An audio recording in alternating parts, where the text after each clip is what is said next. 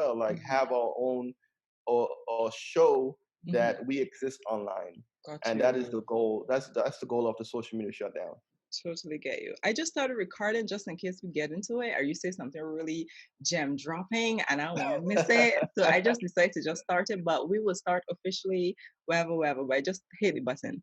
Okay. Okay, I got you. Okay, well, I for it because the reason why I'm for your blackout is because we are the majority on the networks. Understand? So even our teens are the majority. When you watch those TikTok videos, it is our teens. When you watch scrolling through, have you ever? No, I tell people this, but I'm sure you've noticed it. When you go through our timeline, majority of the posts and video that you see are of Black people, right? Yes, yes. So I'm like, if we just boycott everything, this is it for us. It's and the thing is, when we are on there, all we are so creative, right, in our nature that we can make things happen. But these other companies, these companies that are not Black owned, they steal our creativity and they twist it and use so much creativity that we're putting it out there. We're not trademarking our creativity. We're Yes. not copywriting our information, and then it's stolen, Agree. and then it's Yes. reutilized by these companies that are making millions and millions and billions of dollars on Off of us, that. and we're Yeah. still stuck in the same place. Agree. She move her body like a shaman. All in my head, so much in common. Just say that word, baby, I'm on it. If this ain't love, then I don't want it. She move her body like a shaman.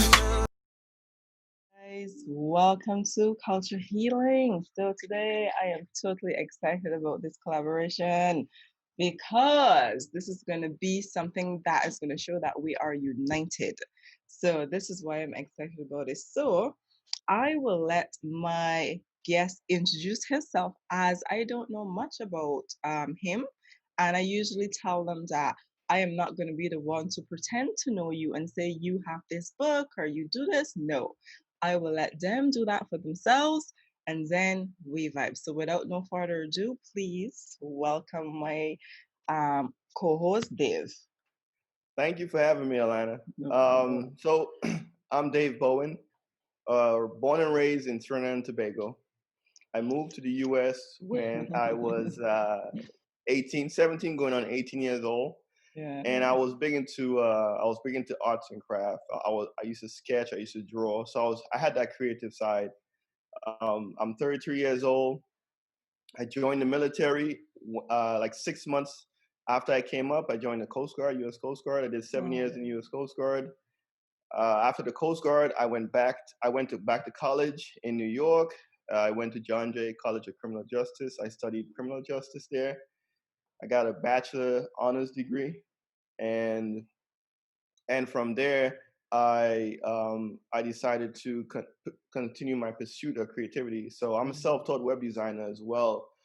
I've been self-teaching myself since 2005, I believe, 5 or 6. Okay. And I can say I'm well versed in web design at this point. Um, I also like to travel with my wife. We travel all over. We try to get inspiration because a lot of times people don't understand that you get inspiration from going outside your comfort zone. And when we travel, that gives us inspiration, and that gives us, when we come back to the United States, we're like, you know what, this is what we can do, and that's why I'm big into philanthropy. Because I want to use my skill set, my utilities, everything that I have in order to provide for people that don't have, and that's the ultimate goal. So right now, I do web design.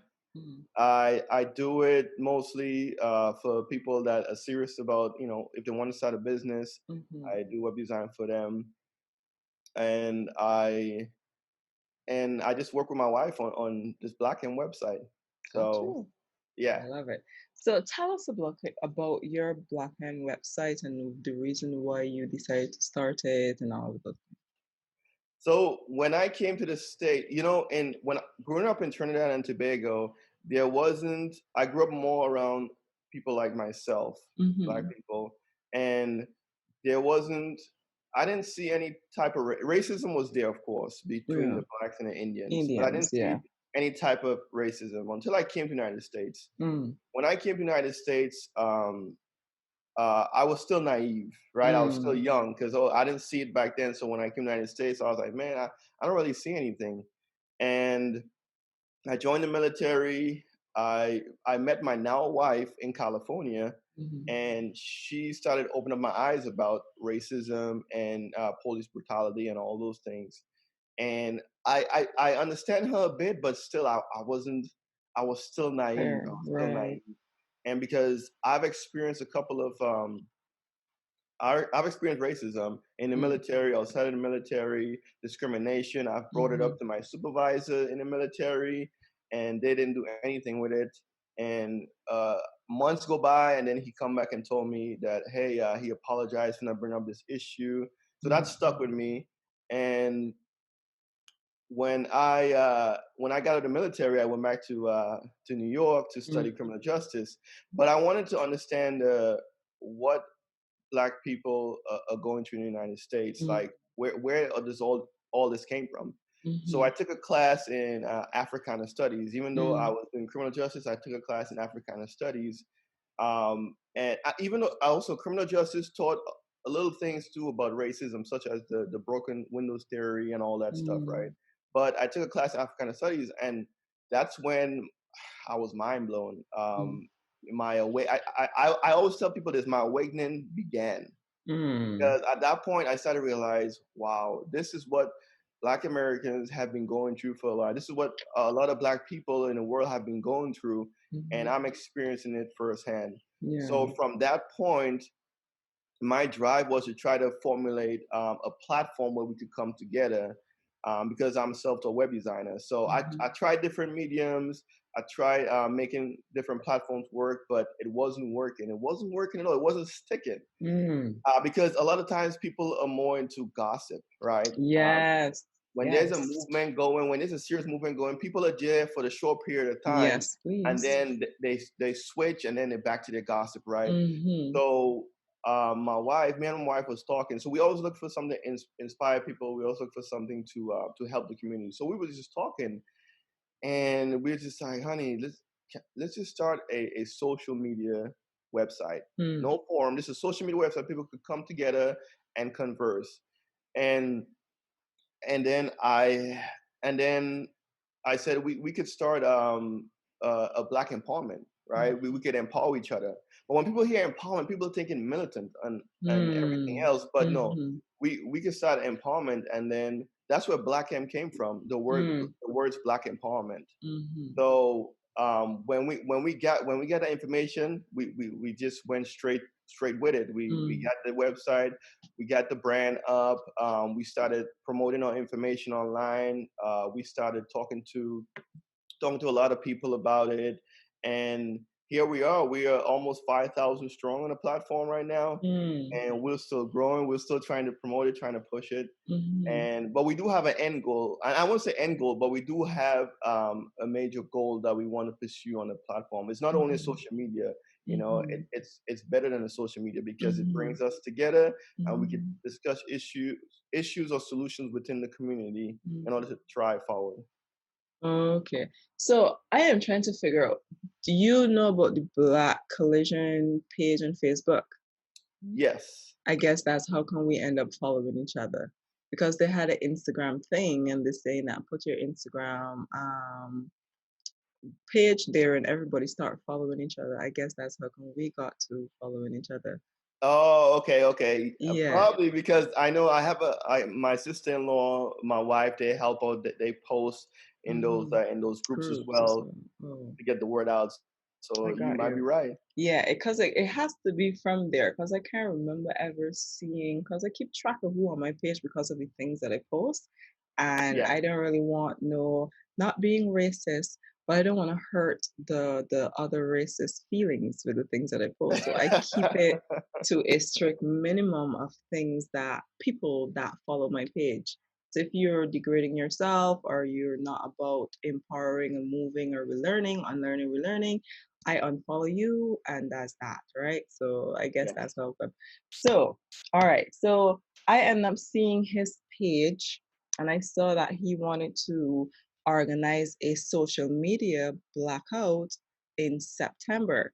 And the reason why I reached out to him was because a few days before I saw his post, I was like, yo, you do realize, a person I were talking to, you do realize that majority of the reposts and the videos on your timeline are of Black people. Understand? So Yes. I think if we just stop, all of us just stop, because we are the majority, things they're going to start to feel it in their pocket. Blocking out on a certain day, saying that you're not going to buy their products, isn't going to do them anything. God, that's not the whole world. But if you make a statement on their platform where they make their money, where review their ads all the time, that is where it's going to hurt their money. So when it comes to YouTube, etc. So when I saw that, I was like, okay, I want to hear his point of view.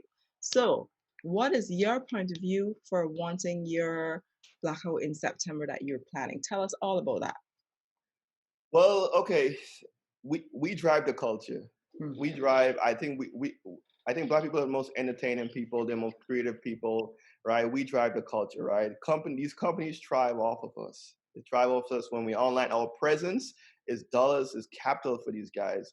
So when we decide to start social media shutdown, it's because we want to highlight Black social platforms in the online arena, and that's from YouTube. That's from Black platforms similar to YouTube, platforms similar to Instagram, platforms similar to the dating websites, even, right? Because we including everybody in the online agenda, right? Okay. Um, uh, we can do a lot of stuff online, but a lot of things are technical now. A lot of things are on the online arena, so we have to become creative. We have to bridge the two, and we have to bridge the physical and the digital, and that's where social media shutdown come in. Because look at Facebook right now. Facebook is worth, or Mark Zuckerberg, I should say, he's worth about $86 billion, right? $86 billion. You have Snapchat is worth about 4.7 billion.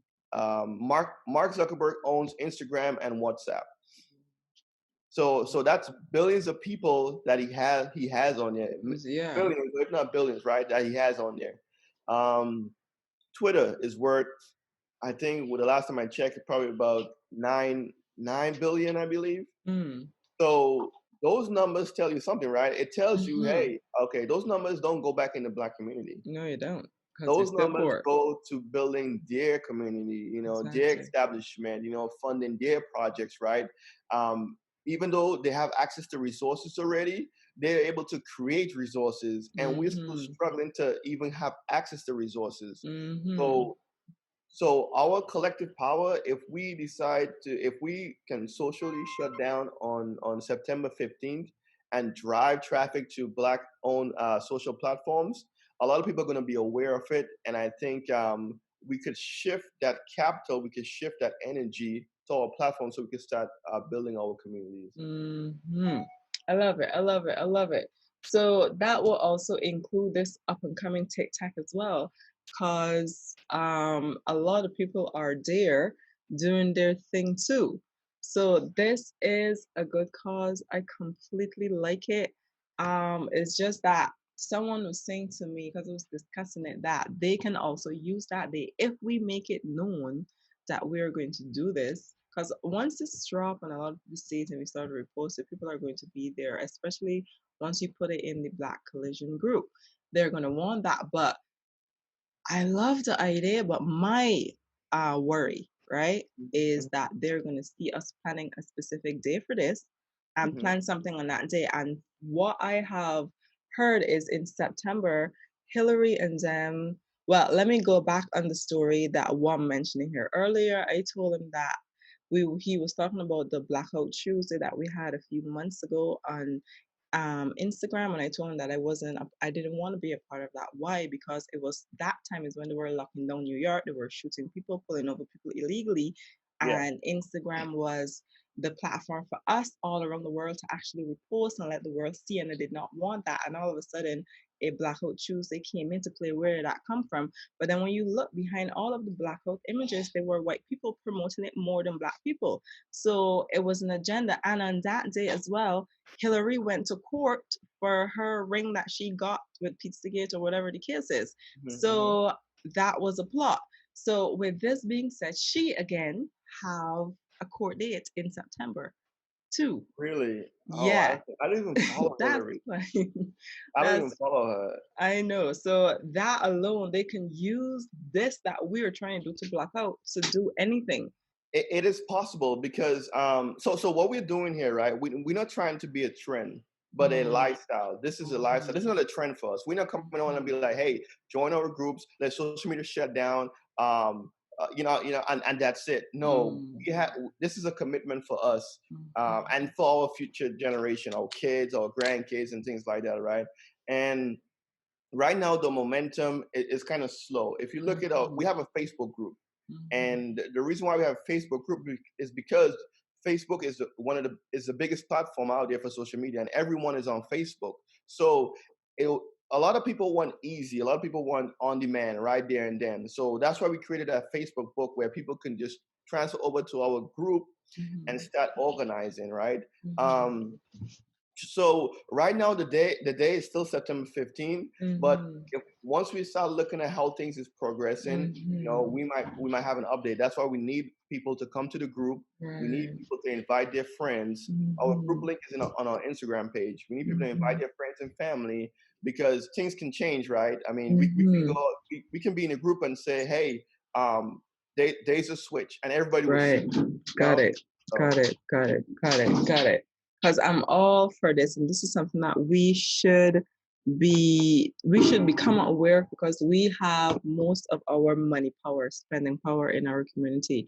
And that is the thing, is a lot of people weren't aware of it. And the fact that we are now aware of it is when you see that a lot of people are coming out saying, oh, we are behind the movement, we are this. But do not let that sway you. They're only doing this because they have no choice and they're losing money. Remember, we are the ones that buy the most brand. We are the ones that party the most. We're the one that want these expensive cars and these houses, right? If we just stop and realize that these things truly aren't necessary, you could get a little baby car and dress it up and make her look cute. She doesn't have to be a Porsche, okay? That's true. So we sometimes we do go overboard with a lot of our spending, and in regards to that, like, and that's what these companies like, right? That's why we don't have our own, because we don't have access to the resources, right? Another thing that we're trying to highlight as well on these platforms is they control the narrative when we're on these platforms. So when racism and racist comments, Black people experience trauma on these platforms, having to see that every day, right? Yes, they do. And then when we speak about these social justice issues, when we speak about these issues on these platforms, they want to silence our voice, or they want to demonetize our videos on YouTube and things like that. So this social media shutdown is supposed to address all that. It's supposed to show them, hey, you want to control us in the digital world? We're gonna create our own element, and then use our own element to benefit our community. Yes. So why do you think a lot of like, you have Asians, you have Arabs, they go into the Black community and they set up shops in America? They have hair salon, they have bodegas, they set up shops, and you would think that why would you go in a poor neighborhood or a low income neighborhood and set up shop, right? Well, because we buy a lot, we spend our money a lot, right? Yes. You don't see those shops in wealthy neighborhood. Nope. You don't at all. So that should tell you right there, they know where the buying power is at. We just have to act on that buying power. And that's the thing that people are not focusing on. They're going in the poor community, right, so that they can get rich. Realize that these people get rich from poor people. Understand? Okay, let that sink in. Pause this video and just let that sink into you, because they come to us, they get rich, and then they stick and they branch off on franchise here, franchise there, and that's that. So we got a little baby shop here, and our shopping franchising, we're not going anywhere, because you're going to the Chinese who have products that is cheaper and more synthetic than your real stuff. So you prefer to go there than come to your actual people. We need to get that mindset. But there was this video that happened, I don't know when, but it was back in the day when they're saying how to get the black man to buy. Secretary of Commerce of the United States.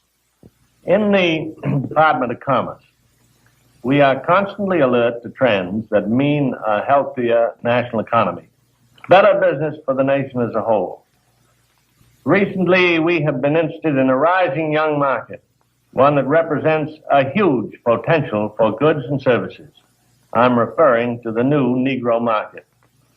The tremendous buying power of this group is backed, of course, by an increased earning power. The average Negro family's income is at a record high. In fact, since 1939, it has increased more than the average income of all other Americans. Just take a look at a few figures. An official Department of Commerce report shows that at least 1/3 of the Negroes living in cities earn from $2,000 to $5,000 a year. Today, the average Negro wage earner brings home a paycheck 4 times larger than the one he collected in 1939. As a whole, the Negro market has a total income of about $15 billion every year. And after taxes, Negro families still have many billions of dollars to spend. Here is a buying power that cannot help but have a tremendous effect on our national economy and on business prosperity in general. When these dollars are spent for a wide range of goods, services, and employment, business everywhere is bound to feel the impact. This new buying power has resulted in a class Negro market, a profitable, above-average income group of consumers. For example, the nation's largest newspaper and magazine research organization, Daniel Starch and Staff, reports these significant figures. More than 51% of the readers of Ebony magazine have a record player in their homes. Almost 64% own a television set. And almost 78% enjoy the convenience of an electric refrigerator. It is also a fact, and this is from the magazine The Food Field Reporter, that Negroes spend almost $3 billion a year for food alone. Per capita, they buy more cosmetics, drugs, and toiletries than anyone else in the country. And their children are better educated, too, because since 1930, enrollment in Negro colleges is up 2,500%. But really, to recognize the importance of this class Negro market, we must realize that something has been happening economically in our country. People are on the move.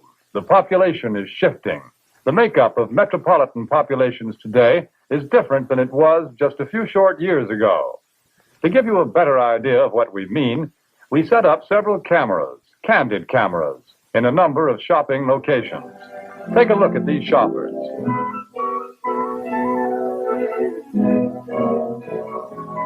Notice what a large proportion of them are Negro. What's the reason? It's simply this. Negro families are moving into the cities where there are more job opportunities. Here they find occupations with more prestige and security, jobs that pay more money. As a result, Negro families today often make up the largest part of central city consumer prospects. A shoe store in Chicago's Loop, for example, reports that more than 50% of its customers are Negroes. In another case, a drugstore located at a transfer point in a non-Negro neighborhood finds that its Negro customers total 25%. The trend is plain.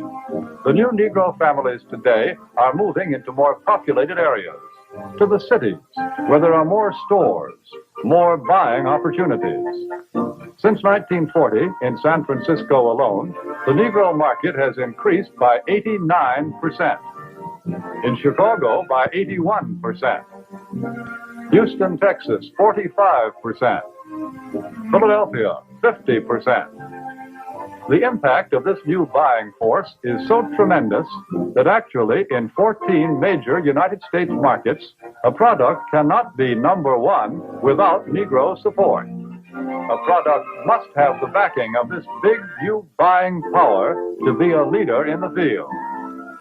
What do you have to sell? chewing gum for cars, toothpaste for transportation. Whatever it is, here are millions of prospects, and these prospects are everywhere. Negro customers can no longer be pigeonholed. They cannot be classified as prospects who trade only in certain stores, certain neighborhoods. Today, Negroes shop downtown. They shop in supermarkets. They shop in small neighborhood stores. They'll buy from anyone who wants to sell to them. But we all know that before you can sell to customers, you've got to get to know them.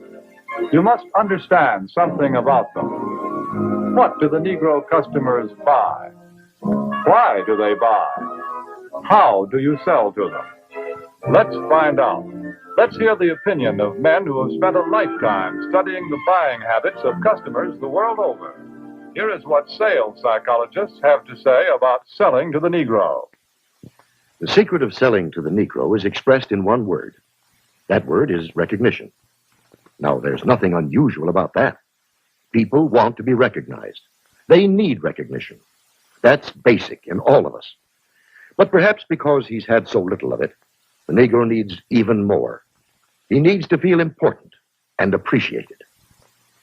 This need is a very real and important one. It shows up even in many of the Negro's shopping habits.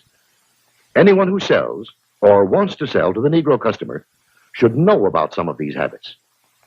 3 habits in particular play a big part in every sales transaction. To begin with, most Negroes buy by brand. They ask for products by name. They're quick to turn down off-brands. Do you wonder why? Well, listen to what this customer is thinking. That last hat I bought just didn't hold up at all. You see, for a long time, the Negro has been sold a lot of shoddy, second-class merchandise. So now he asks for name brands in order to make sure he gets his money's worth. Buying by brand, that's the first important Negro buying habit. Now for the second. The Negro buys good quality merchandise. Symbols of quality and prestige are very important to the Negro customer. This woman, for example, is buying fine crystalware. But she is also buying the admiration and approval of her friends and relatives. Listen to her thoughts. My, isn't it beautiful? I can hardly wait to show it to Sally and Joan.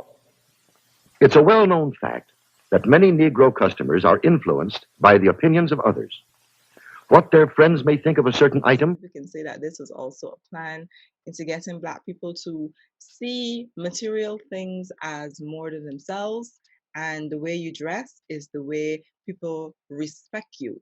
And that is why a lot of Black people tend to buy brand names and want to lavishly wear all these jewelries and live in the suburbs and all that, because once you're there, you feel like, you know what, my life is going to be better. I think it's smooth sailing. It is all survival. They know that we are trying to survive.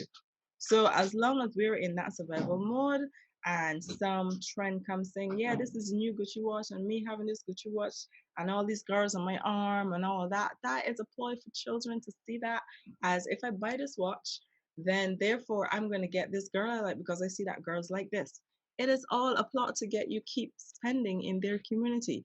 We have to sit down and watch at the systematic programming and the little strategies that they use to get us to stay in the same spending zone and stop that. We are not gonna die if we don't spend money. You know, that is true. Black people seek validation. Yes. Right? We all about validation, Yes, and we are. we're all about showing ourselves out there because we know we are those that type of people. We're creative, right? We have knowledge, we have understanding, but our knowledge, our understanding is not really together. When I say together, I mean that it's not like building our own manufacturers or starting back our own Owning. Black Wall Street, right? Agree. So look at this. That's how China is able to sell their products for cheap, right? Because they are the manufacturers. They're a big manufacturing company. So when they create their products, they could come to the U.S. and lowball, right? Yeah. I see that a lot, right? I Yes, go on they do. Walmart. I go on Walmart and I see this particular item selling at a high price. Mhm. And then I saw a same item selling at a lower price. And when I look at the name and I look at the company goes back to China. Yep, it's been in China. They're selling you the product, and they're selling their product themselves at a cheaper price. Yes, they are. And he is correct. Like, check it. My boyfriend and I went a few months back to buy a light for our bicycle, right? Okay. And we bought the light. And then the guy said, "Do you want batteries too?" We were like, I think we got batteries. Like, no, this one is good.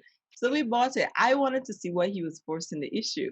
So when I bought the battery is the same company as the light.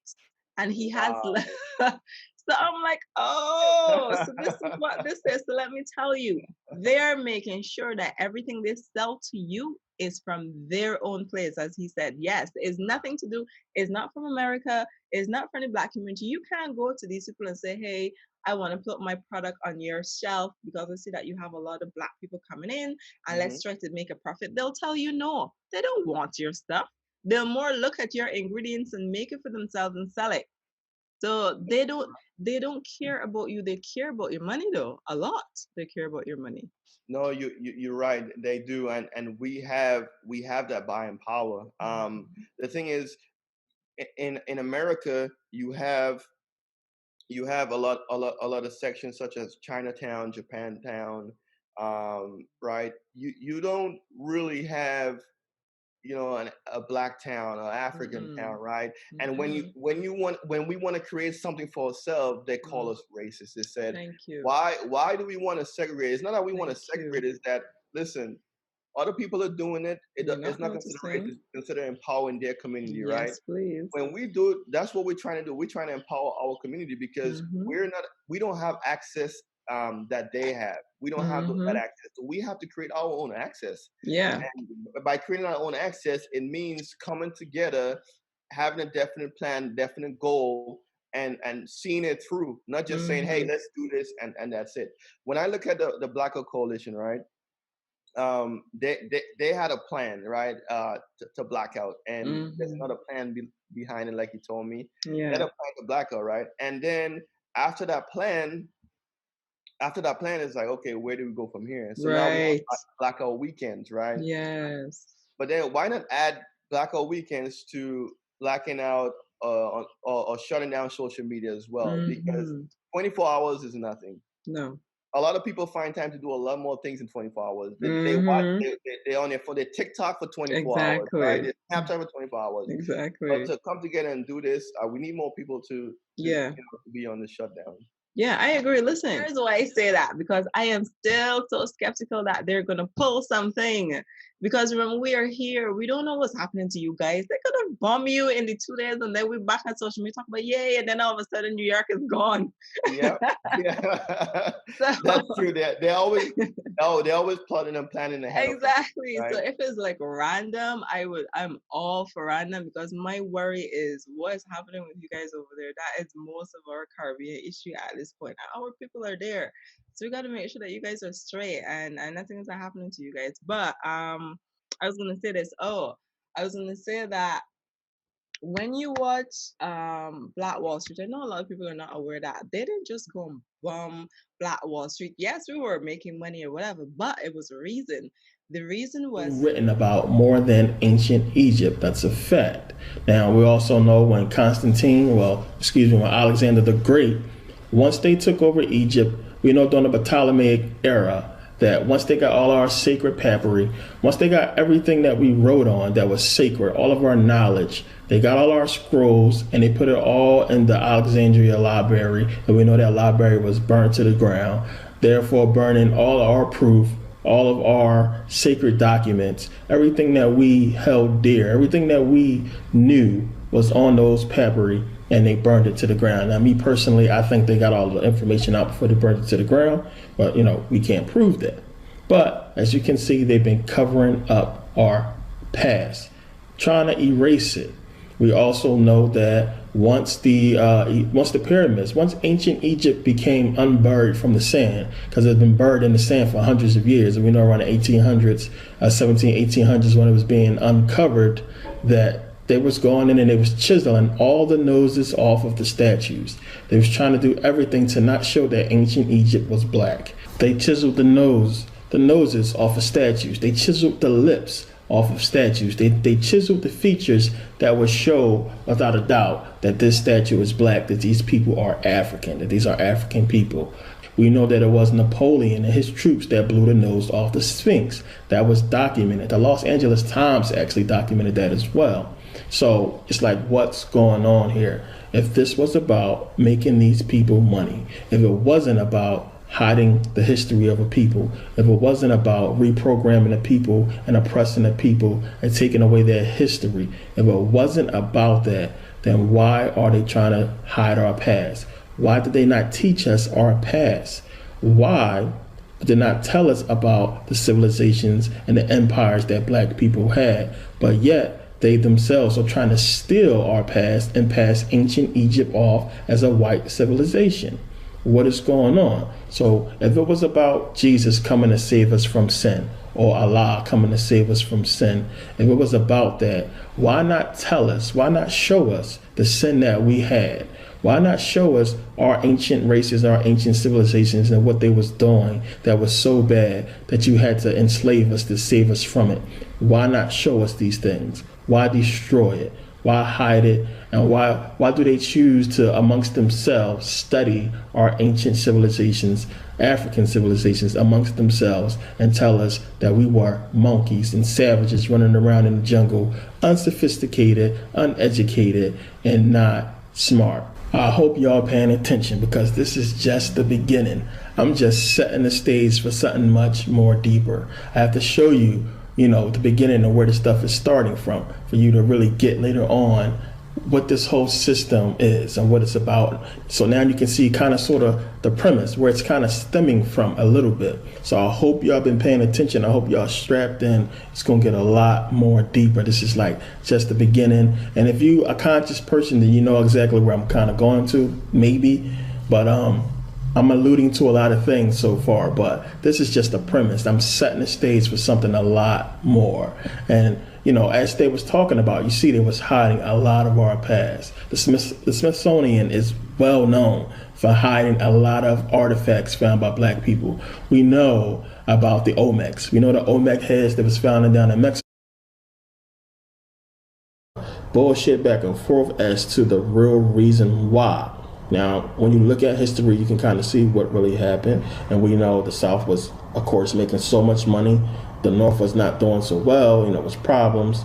So, the only way to really combat that was to abolish slavery, weaken the South, and set the people free, But it's so much more to that, and we ain't got enough time to get into why that was really, really done. But in any case, Lincoln freed the slaves. Okay, so before I go past the 1930s, I really want you to understand something. After over 400 years of slavery in America, after we was free and a lot of black people starved to death, we went through a rough time after slavery for a little while. Guess what?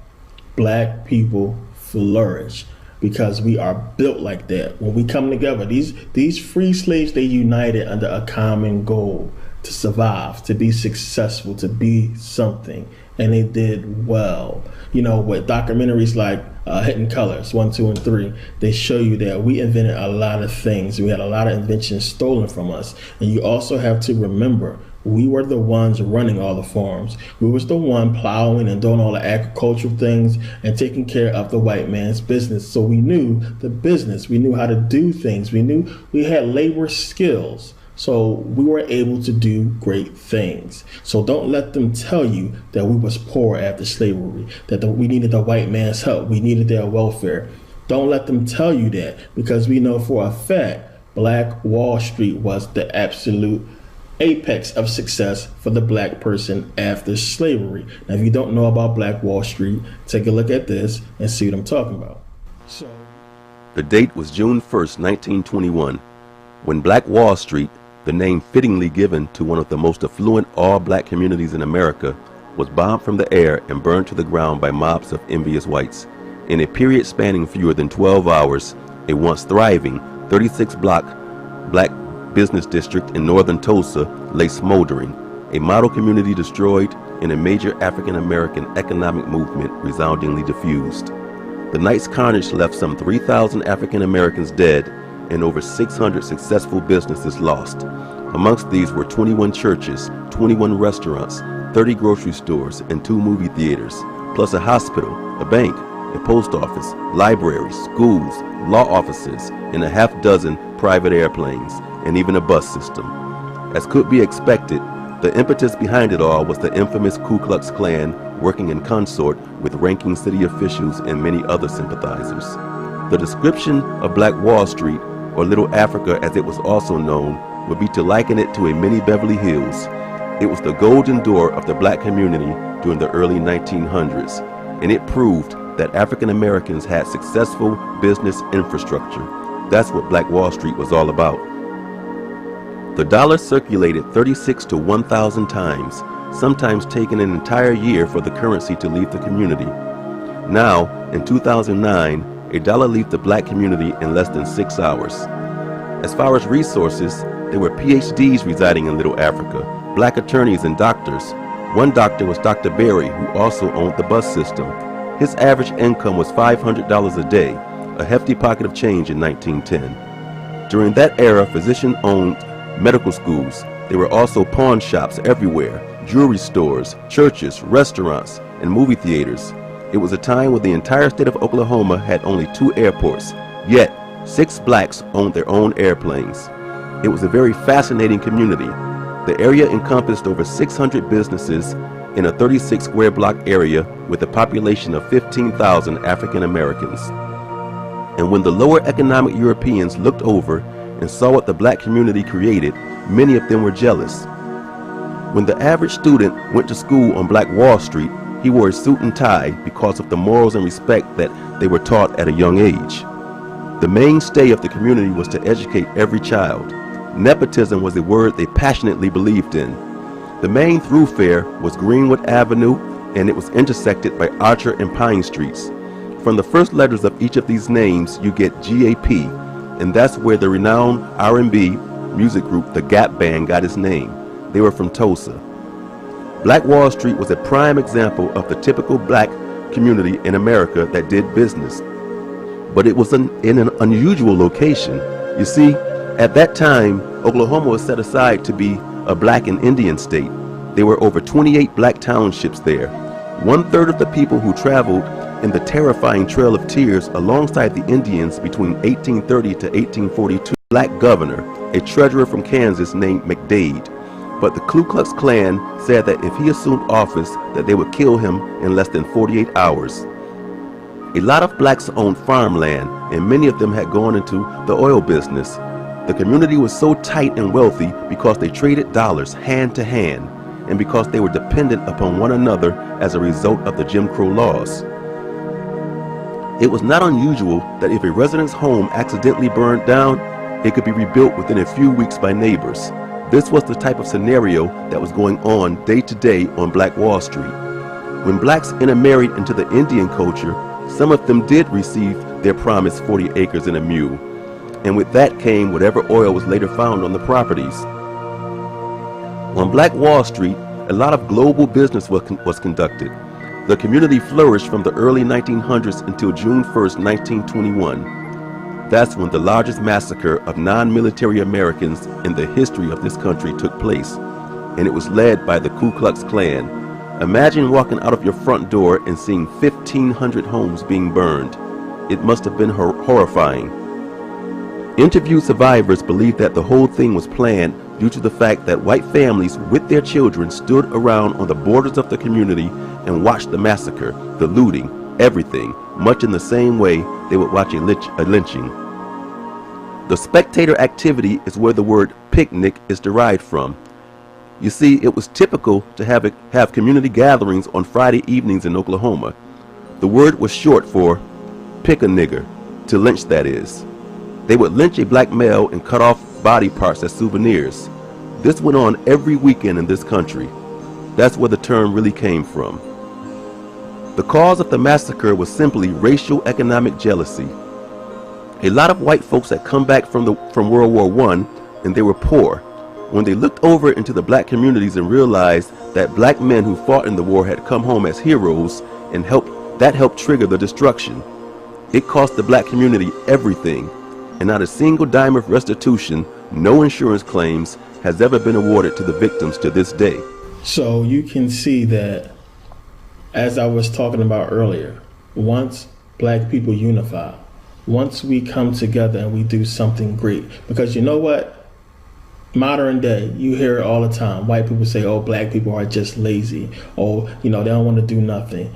You will see throughout this video, and you will see in history, every instance, every time that black people has unified and come together in success, we were taken down by white people. We were taken down by jealous people. Our whole situation was destroyed every time we came together and united and had success. I was showing you before about the Songhai people. They came together, they was united. It doesn't matter what religion we are under. When we come together, we flourish. The Songhai people was doing well, they were taken down. You see Black Wall Street taken down.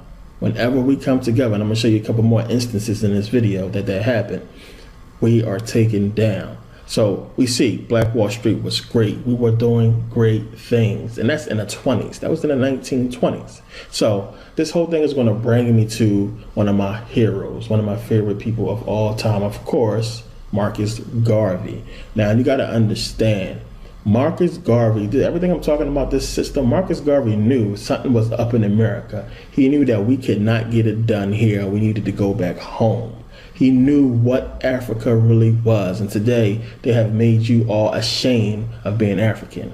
They have made you ashamed of Africa and being associated with that country. But Marcus Garvey knew what it was. Now that you've been watching and really paying attention to this video, you can see that there's a sort of tone to what I've been saying. And basically the tone is this. Black people are not going to be allowed to be successful as a people. They are not going to be allowed to unite as a people. And none of that is more evident than Marcus Garvey and what he tried to accomplish with the whole Pan-African movement. Now, as I said, Marcus Garvey knew what Africa was. We weren't spending money with them anymore, and their community were actually getting poor. Yes. So they weren't getting back the money. So remember, they were telling us that we couldn't use their toilets, that we couldn't work for them, we couldn't be on their land. So because they restricted us from access to them, we got access to ourselves. But with that, they didn't get money back in their community because their people were farming and doing their own thing, and no one wasn't spending as much as the blacks were spending. So they burnt it down, which then forced us back into the community, and then they dropped the law of working. We could have gone back working with them. We could have started using their toilets. We could have started doing business with them and trading and stuff like that, which wasn't really much for us anyways. And that's how come they start by getting the money into their pockets and start building their community again.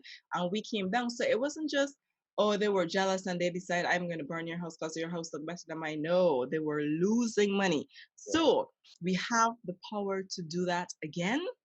And we can do that again because why? We are more aware of their tactics. They've been using the same strategy for years. We just need to study them. And the fact that they're using this ploy in saying that we are trying to segregate is another freaking, what was the word I was going to use earlier? That is another psychological play that they're using. It is. They're gaslighting us. Boom. They're gaslighting us. Exactly. Because like you said, when we had our Black Wall Street, we had our own everything. We had our own buses. We had our own stores.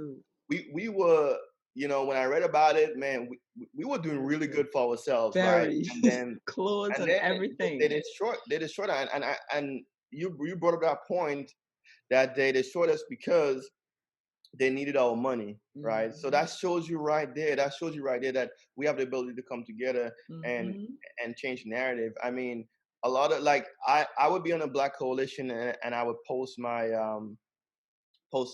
link, whatever. And then I would hear people saying, okay, why can't we just stay on Facebook and communicate? And I was like, okay, I mean that's understood. We're not telling you to leave Facebook. I mean, it's your Right. choice, but we're Right. showing you a different alternative in order to Yes. empower our community, right?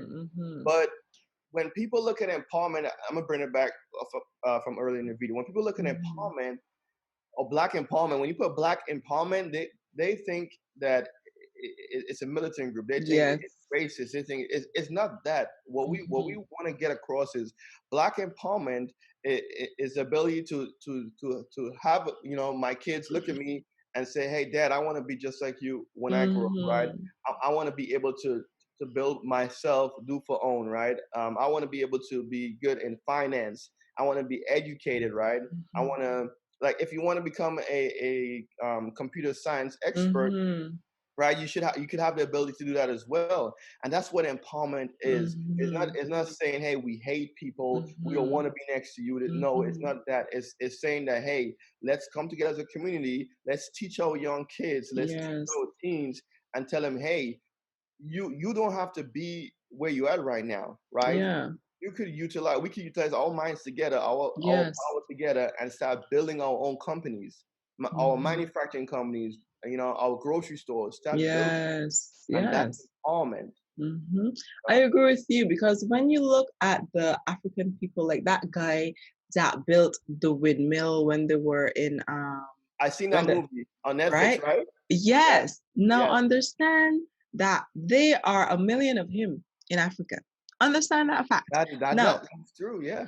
So you wanted to say something before I make a point? I don't want you to forget anything. No. It's called The Boy Who Harnessed the Wind. Boom. There we go. And if you haven't watched it, go watch it. It is a good movie. Understand? Now, they're more like him. There's this guy, I can't remember, so I'll just put it there and put this is what I wanted to say, because I know there's this doctor that cures something the other day, and she's from Africa as well.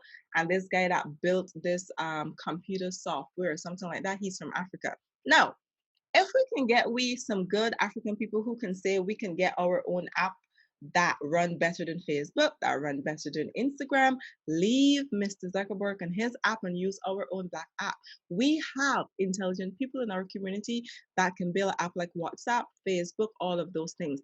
We are too distracted because they're making us distracted from creating something like this, so that way we will continue, aka Black Wall Street, all over again. This is another modern day Black Wall Street that they're doing here, so that we don't focus. So now if we can find someone, resource somebody who is able to make an app for the Black community, and we can use that app, create a stock market for the Black community, and use that and start putting back our money in the community. But I don't see a person that can create an app in the Black community right now, because we're not looking. That's true. So, okay, so blackem.com. If you sign on blackem.com and you look at the thread and everything, you would see content that you can use, right? You would see content that's not degrading, because we don't allow that on our platform. We don't allow degrading content. We want to push a lot of empowerment content, right? And we have a bunch of people on there that are like-minded. Like, if you go on our platform, you'll see people are poets. People are putting excerpts of their information with their Black experience. People are communicating, right? And people just come together. So the goal of BLKEM that we see in the future is to bring all of that to life, bring all of that tangible, right? So that way we can focus on a goal, one goal at a time, or two goals at a time, depending on how much people we have.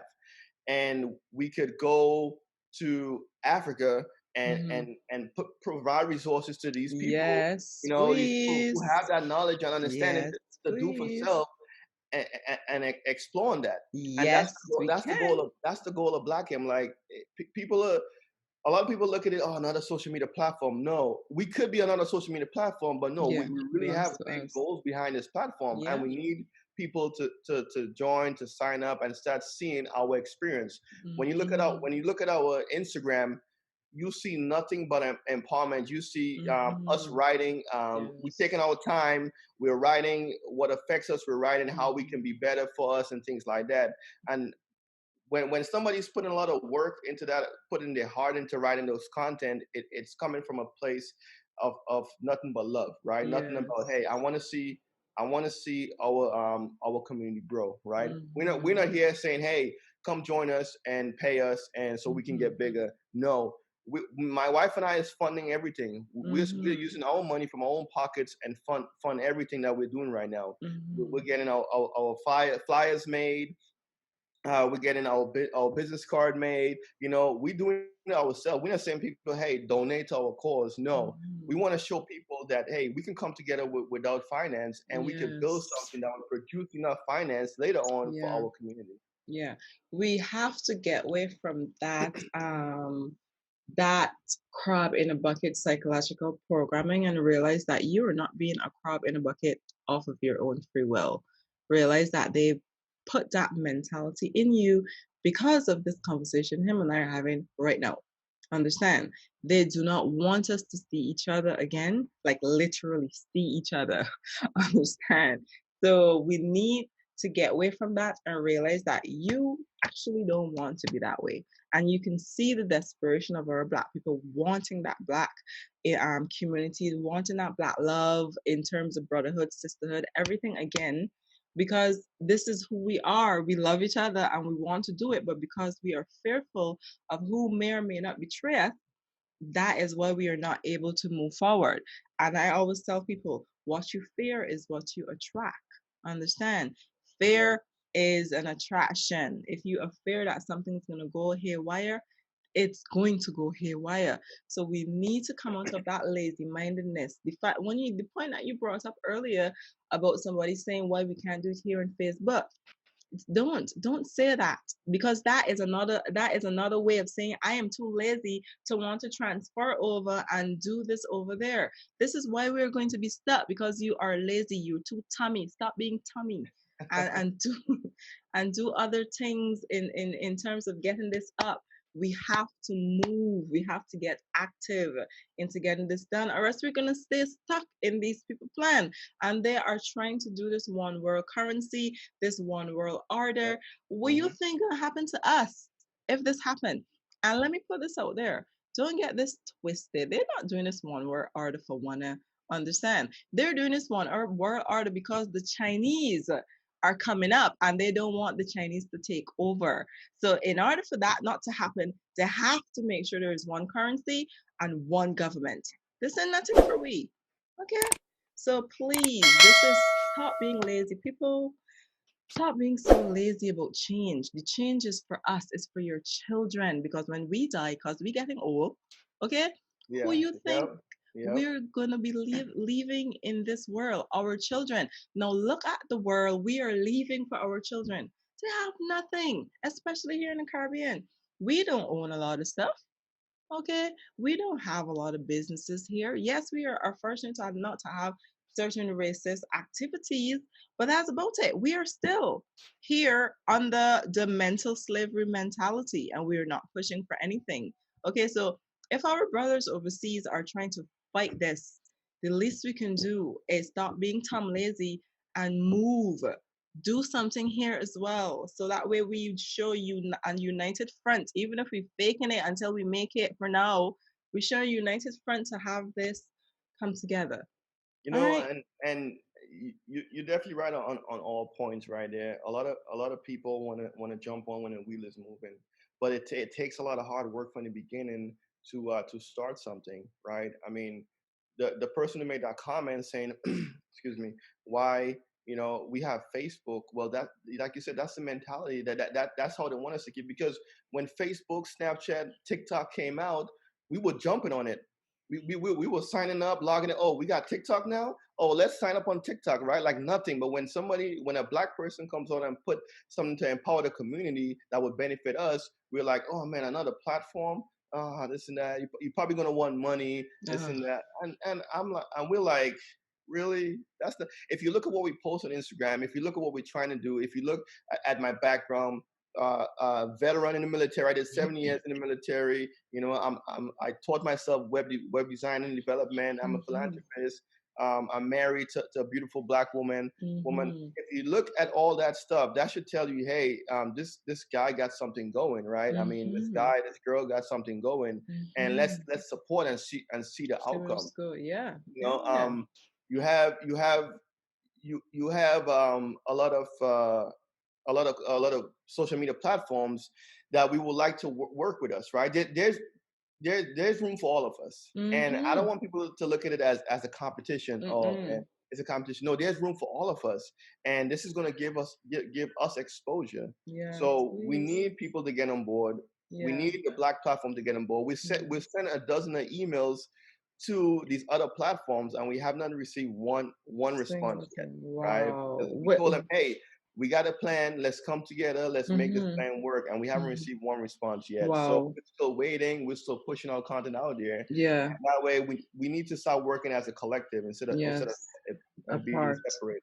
Yeah. I agree with him. I totally agree with him. So people, if you want this guy on your platform, you want to have another sit down, just repost this video. Repost this video. Have it going out there to bring awareness to a cause like this, and let us try to get behind this. Listen, you're not gonna die, okay? Let's just be realistic here. You are not gonna die if you stay off of social media for 2 days. Understand? Now this is me and my Caribbean accent. I get real at this point. Y'all know when I get accenty, I be getting real. So you're not going to die here. Listen, plan a barbecue, go outside and walk in the sun. The sun is good for you. Okay? Have a family reunion on that day. Come on now. Know your cousins and your cousins. Make sure nobody ain't doing nothing with the cousins. Do something. Get to know your family again. Go out, plan a weekend out, take off the Wi-Fi.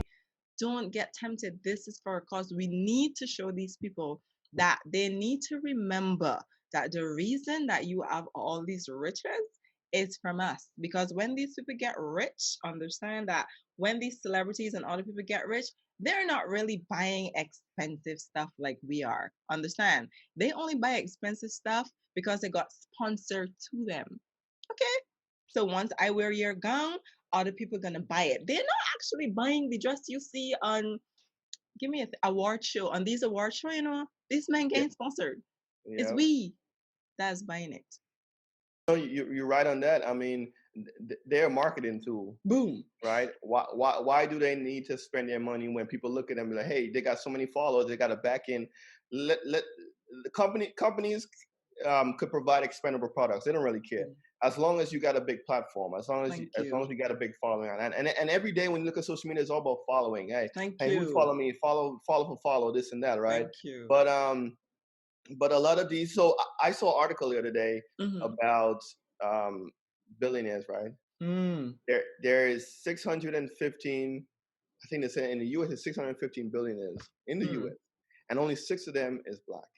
Wow. 6 of them is Black. Wow. And when I see that, I was like, wow. So the other 600 plus, I mean, what race are they? Well, we know the majority. You know, we know the majority who owns everything, right? Right. And this is what I'm saying, because we have stuff and we sell it. We have our company and we sell it to get that quick money. We don't really, we as a people don't care about ownership, and that has to change. We have to start owning our things. Look at when MySpace came out, right? Everybody was on MySpace. Boom. Let's go on MySpace. MySpace is it, right? And then MySpace sold his company, right? For $580 million. $580 million, right? To who? Was it Amazon or that's somebody else? No. He sold it to, I forget where he sold it to. I'll look at it. Amazon. It's a different company. He sold it I'll put it there. $80 million, right? And he's out world traveling, doing whatever, right? But I don't know. But the money that he got, is it going back to the community, right? Is it? No, it's not. He's out there traveling. He's probably doing his own thing, this and that, right? This is not what BLKEM is about, right? Black empowerment. BLKEM is about empowering the community to do for self, right? We have to show the community that, hey, I could have a plan one day, and the next day I go out and I start working on that plan, executing that plan, right? We could teach each other and knowledge instead of trying to sell each other knowledge. Yes. Because to me, there's a lot of knowledge that don't have to be sold. Thank you. A lot of knowledge that could be, and this is one of the goals of BLKEM is like, hey, one of our future goals is like, hey, people need training in a certain area. We're going to provide a workshop. We're going to provide a workshop. 20 people, 30 people or more go and learn these things, right? That's what BLKEM is about, and that's what we're trying to get a lot of companies on to show that, hey, we have a goal. We have a goal. Our goal might be scattered right now because we're still young, right? But we do have a goal. I agree with you. I completely agree with you because I noticed this recently. I am actually into learning everything cryptocurrency, and I found this girl who knew about forex trading. So I went to her, and she seems to be versed. Things are going well. She have a platform. People are having meetings or whatever. So I wanted to join the meeting. I joined the meeting, and when we got there, I figured they were going to teach people about forex trading because you want your Black people to learn about this because this is the new wave, and do it so they can see. And when you do that, other people are going to come. But what is happening is when I went to the meeting, they were just advertising their app, right? And they didn't say anything about the forex trading, how you could do it, blah, blah, blah. And then in half an hour, they were gone. So then I messaged her initially to have her come on the show to tell Black people, yo, things are changing. They're not using money anymore. This is forex trading. You should look here and look here. I thought, with her coming, she would get an exposure for her platform. She would be teaching our people how to do trading, blah, blah, blah, blah.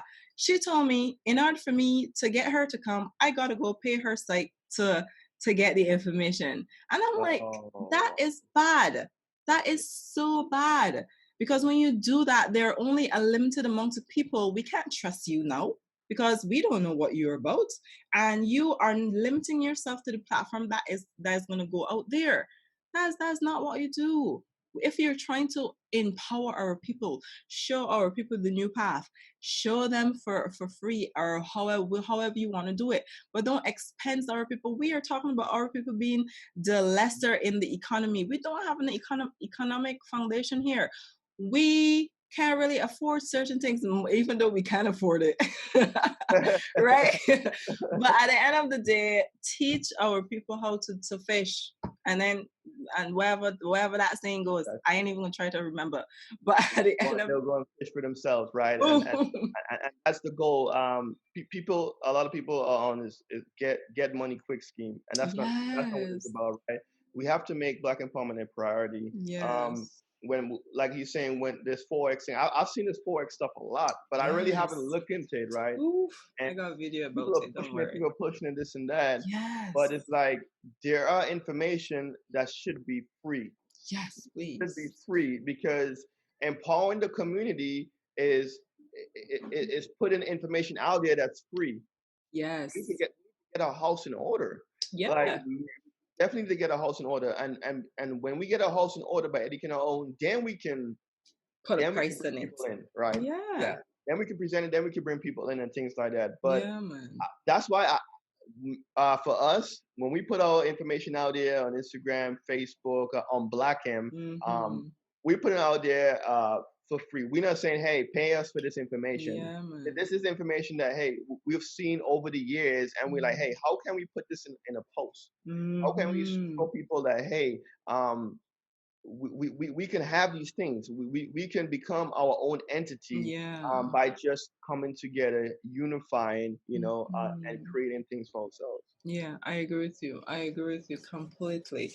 The thing is, there are a lot of videos right now, and these are from the other races as well, that is talking about the forex trading, which trades you can do, how to trade. I saw a whole 4-hour video of this guy breaking it down. And you're trying to get me paid for your stuff, and you're not even having it free where I can actually access. I can't get onto your page without me paying to get onto your page. How am I supposed to know anything? So that's bad strategy. That's bad business mind. That is. Sorry to cut you off. No, do you? Sorry, so there's an old saying that I've seen, like, if you want to hide something from Black people, you put it in a book, right?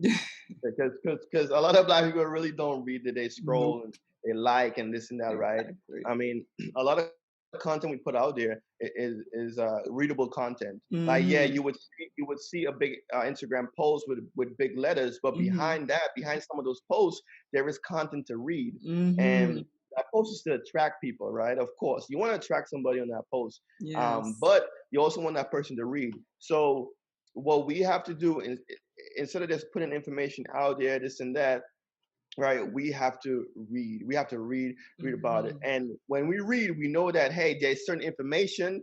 There's a lot of valuable information we give for free. Right. So if that lady if I look at it from my perspective, if she was all about giving information free, she would understand, hey, let me give what I can for free, and then see how people are going to react when it comes to it, right? And that's how it should be. We think everything is a cost. Everything is not a cost. Right? It's not. It's not a cost. It's not. You can't expect us to believe that your trading is going to work if we don't see proof of it, right? And that is what happened. The whole half an hour there weren't any proof. They just show us, oh, this person made money from joining this site. This person made money from joining that site.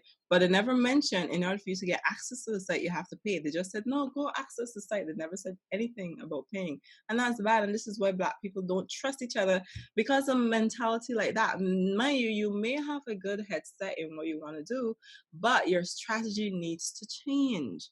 You have to change your strategy, or else we're not going to go anywhere. We're not going to trust each other.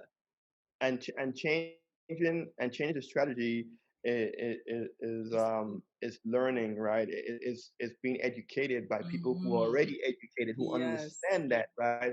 That tells you, hey, in order for you to get people to access your stuff, you got to change that mindset that, hey, I want to make a quick money.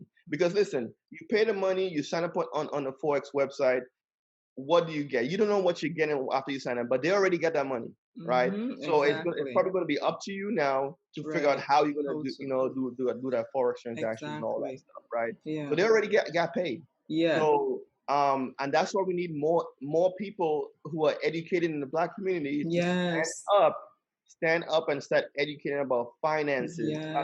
Say where we should put our money, how we should put our money, what books we should read, what books we should read, right?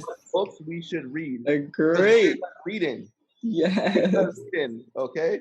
So I agree with you. We don't like reading, and that's the understanding. That's how they got us. That's how they got us with all these different laws, because we're the submissive community. Where they're like, oh, the judge said this, so I have to abide. You know what I mean? We don't like to read the fine print of things, and this is how they got us. So yes, we need to read. And so with him saying that, I'll post a few books there that you can read that will show you where to go, okay? And stop being lazy.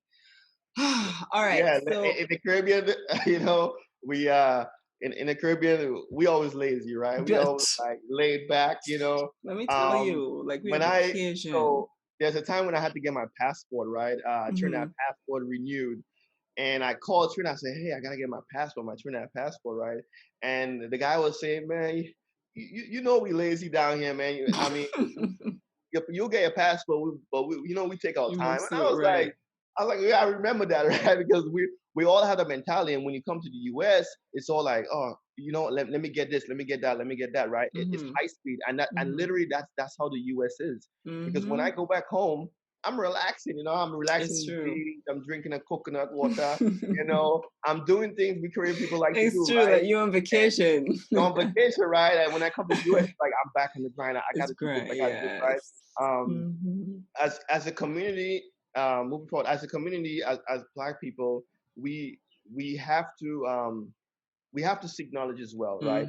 It's not only waiting for somebody to tell you. We have to seek knowledge, right? Because I saw this another article on social media. People are posting, our first Black-owned exchange or whatever. I don't know if you've seen that on social media, and then people saying, yeah, I can't wait till this exchange come out. We can do trading and stuff. But then I saw another post where a lady posted under the post. She's like, you guys have to start reading and knowing your facts and digging deeper, because she posted that the black currency exchange or the Black trade exchange, it's owned by not us. It's not Yeah, owned by us. It period. wasn't created by us. There we go. And people are thinking it's fully black owned, but Right, it's not. because of the label. Yeah, because of the label. Mm. So we the stock market. So we have to look deeper than what we've seen at face value. Yes, I right? agree with you. I definitely agree. And when you come into blackem.com, when you sign up, that's the goal of Blackem. You guys are not looking at everything at face value, but you guys are around people who really have this knowledge, who really can educate, who really can teach, right? Who really can be a therapist, right? For mental trauma that we go through on social media. You know, that's the goal. That's the goal of Blackem. Yeah. It's same thing. He has a point, because with the Black Lives Matter movement, when you look behind it, it's the government. So the money weren't going back to us as well. So this is how desperate we are. That should show you how desperate we are for Black empowerment, Black togetherness. Because once we see Black anything, we follow it because we want it. And they're using our desperation to be able to gain from us. So now we have to be smart. Play chess, people. Chess. We have to learn to play chess. Or else they'll keep tricking you. Play at their game. They're playing chess with you all the time. So make sure to play chess as well. With that being said, go ahead. You're right. We have to stop playing chess and the checkers. We have to unite under the Black empowerment. And I had a thought in my head, but it left. Think about it. We were playing chess. We have to be smart about it. I was saying all those good stuff. Where is it? Come back talk. I had some, but it left. But it's all about doing for self. It's all about building wealth, right? And showing that our generation, will be successful. Our the era of our great grand and beyond. We want to make sure that racism doesn't exist for them. Period. We want to make sure that the door is wide open for them to succeed. That they have access to total resources that we created. We need to show that, man. We need to. Show them how to be united. We need to hire each other. We need to. Another thing too. I know there's a lot of Black people that have businesses, right? We need to highlight these businesses, and also we need to have one thing I've seen in a lot of Black businesses online when I hear about is customer service. Agree. It's like it's horrible. It's really horrible, and we need to understand what customer service is about. Listen, we need to understand that hey, you coming from the Caribbean, you should know how customer service down here is. Understand? We is the worst. Yep, you're right. You're right about that. So when it comes to that, I'm telling you, it's so we attitude-y. Too much attitude. Like seriously, you will call customer service over here in Barbados, and the men got full attitude, like you begging them for something. You want information? Hello? All right. And they hang up legit. They're what people complain about it over here all the time. We are the worst. We need to do better, have more patience. Stop being attitude-y. People ask questions because they do not know. So tell them. If they knew, they won't ask you anything. That's true. That is true. Come on. We have to treat each other better. Come on now. And then when a whole other race comes, he's like, oh hi, how are you? You're all nice. And then they expect me to be like, hello. So about me, right? Come on. Like when a Black store mess up, right? It did something wrong. Oh, I'm not buying from the store no more, right? But when the store is not Black owned, we're still going, right? We're not criticizing them as hard as we criticize them. Thank you. Come on. We should look at the whole picture. And Thank you. Think about it. Where did you get that reaction from? Think about that. That's why I tell people, study your emotions. Study your emotions, and you will understand where all of these things are coming from. These are not your actions. These are pre-programmed actions within you. You're not being yourself. So sit down and take a step back and reevaluate you. Why did you react that way? What pushed you to do that? Where did you get that thinking from? All of those things we have to regroup. So we have a lot of work to do in our community. We have a lot of healing to do, but it begins with us coming back together, understanding each other, having conversation, be naked with your emotions with each other. Say, hey, I don't trust you. I want to trust you, but I don't, how can I? You know what I mean? Let them people know how you're feeling, or else we're always gonna be here with that gossipy neighbor type of thing where you're like, oh hi Pearly, and in your head you're like, oh I hate you. No, drop back. Let Pearly go ahead. They ain't minding their business, man. Boom. Exactly. But us black people need to get on. We need to start getting on black platforms. We need to start, that are for us by us. We need to start growing. We need to start engaging. And there's another thing I see when we online. We're not really engaging. We're not really starting conversation. We need to give people feedback. We need to start the narrative. We need to continue to talk about issues and solutions, right? And hopefully we have more solutions and less issues. That's what we're going for. More solutions and less issues. Because we're trying to change the game here, right? And we're not trying to change the game for us present. Our future generations. We got to worry about our future generations because we are bringing them into this world. We got to make sure that they're set in this world, right? Exactly. What he said. What he said. So I would say people or black people, the black community, should definitely join our Facebook group. Please. Our Facebook group. Well, we have a Facebook page and a Facebook group. So we have BLKEM, BLKEM, as our Facebook page, and our Facebook group is the BLKEM Initiative Social Media Shutdown. Once people start joining, I think we'll be able to organize effectively, and like you said, we can. Who knows? We can change the date, right? Yes. Okay, when do we want to change? But just understand that we're doing this on a platform that is not owned by us, right? Got you. So they're gonna know still. Yeah. So, but the whole goal is to eventually get all of our community back to black platforms, right? Yeah. Yes, please. With that being said, listen, if you do an app, right, or you know anything about doing an app in any summer pasture, message us so we can see where we can point you to this direction so we can have our own app. We want WhatsApp too. We want WhatsApp number 2 that we can call some other app or Facebook or Instagram or TikTok. Let us start getting our own. We need to have that own mentality. This be like, we own this, let us go on our platform because we are the big reposters of things. Oh look, my friend got this, let me repost. If you are able to do an app out there or have an idea of an app, please put it out there. We don't go to no white person. Okay, come to the black community. We want you badly. All right. And one more thing before they have to understand that Facebook, Instagram, Twitter wasn't grown overnight, right? They have to have patience. A lot of black people don't have patience. They want to like, hey, why do we have this? You should have this. Blah, blah, blah. But the thing is, change takes time. Building takes time, right? My wife and I had put out a video. I don't know if you saw it. It's on our Instagram page, but it's a kind of like a I'll post it there. Socially compelling, but afraid to detach. How that make you feel? Nowhere to go. Things wouldn't be the same. Nothing of our own. Congratulations. You can finally break away.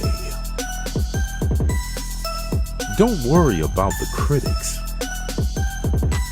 They'll switch. Change takes time. Doubting is part of it. A visionary sees the light before the rest. Rise up. Those that matter will follow. Those who stay behind don't matter. BLKEM. Be the change. Yeah, it's a promo for us that we created, but it's not the visual. If you listen to the message would tell you that that what we're trying to do, right? The message would tell you, hey, we should definitely build a community together, right? Build a community together, because if we don't start building a community together,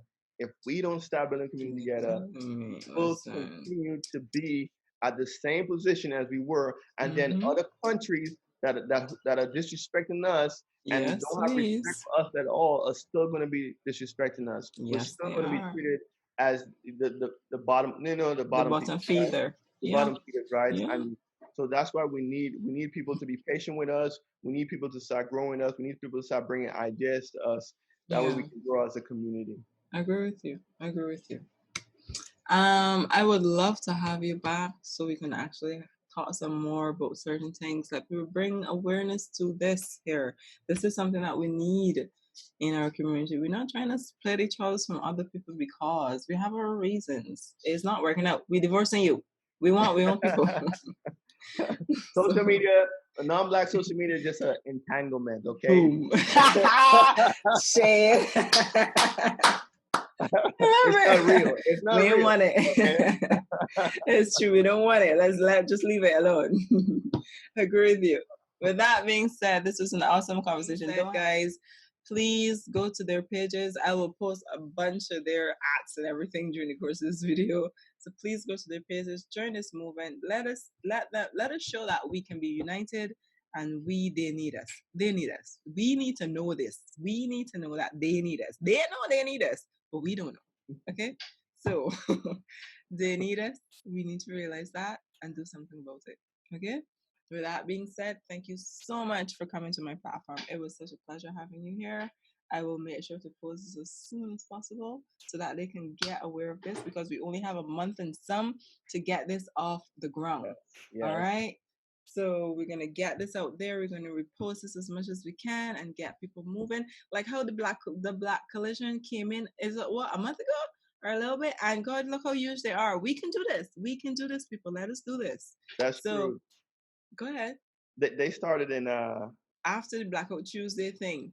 Yeah, they started in, so they started gaining their followers. Like they had like probably like 50,000 in like 2 weeks, and then the word just spread like wildfire, and they got so big. Yeah.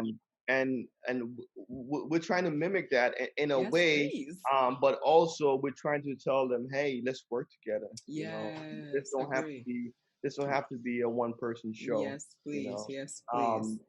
Yeah, if people want to read more about what we have going on, or what's coming out from our consciousness, they can go on our Instagram, which is BLKEM_, or they can find us on Facebook. But the main thing is to sign up on our website, BLKEM.com. BLKEM.com. Sign up on our website, and you'll see the content that we post on there as well. Got you.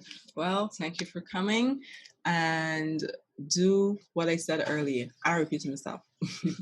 Go follow their pages and do what you need to do. With that being said, guys, have an awesome day. Please be awesome as always. Find your awesome within your awesome, and have a fantastic day. Thank you so much for watching my video. Bye, guys. Thanks for having me. Bye. Hey, you. Yes, you. So, thank you so much for watching my video, and I hope that you enjoyed the video, and thank you so much for coming to my page. So I would like for you to subscribe, and I also want you to watch the last video, and I hope that you enjoy everything on my channel. Thank you.